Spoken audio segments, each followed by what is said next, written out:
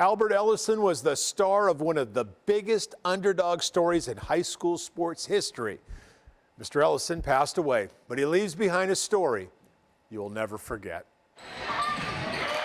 It doesn't matter if it's Monday afternoon or Friday night, the Perry County gym is packed for high school basketball.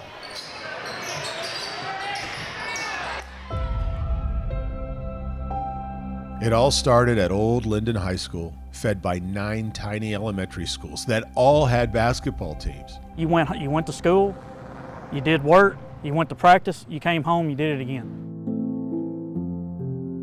That paid off in 1955 when this school of just 185 students went all the way to the state championship. Remember, there was no size classification back then. The state championship was one big tournament with winner take all. And some laughed at Tiny Linden. They was talking about them old country boys down there. At halftime we had a 46-8. 46-8? Yeah. 3 years in a row this basketball David took on Goliath, Dobbins, Bennett, Hillsboro, and Dobbins Bennett again. Big city schools with 1,000+ kids. Little Linden High School, population 185, chopped them down. Albert Ellison was the star of that team. He went on to star at Western Kentucky before turning down an offer from the New York Knicks because it wasn't enough money to raise a family on. What happened those 3 years before high school classification never happened again. Really never happened anywhere, ever, except here. But it's just something else. It's unreal. I think about how in the world do we do it? Yeah. That success led to expectation. If you put on that black jersey, you were expected to win. You expected to win. We didn't care how you played. We knew when we went into a ball game we were going to beat you. 20 years later, Linden came back. Now as Perry County High School with back-to-back championships in 76 and 77, led by future Vanderbilt star Mike Rhodes, who says basketball was the culture of the county.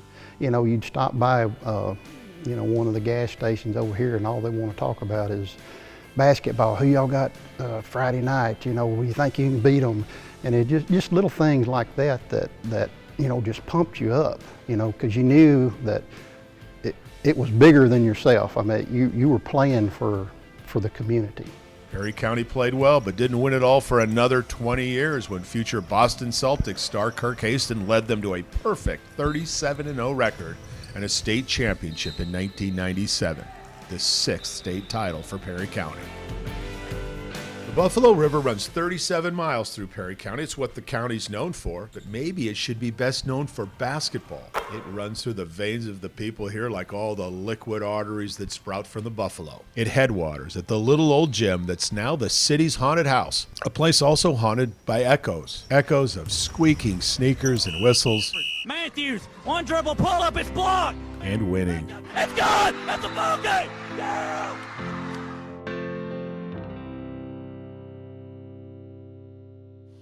But it all started with Mr. Ellison and that three-peat in the 50s.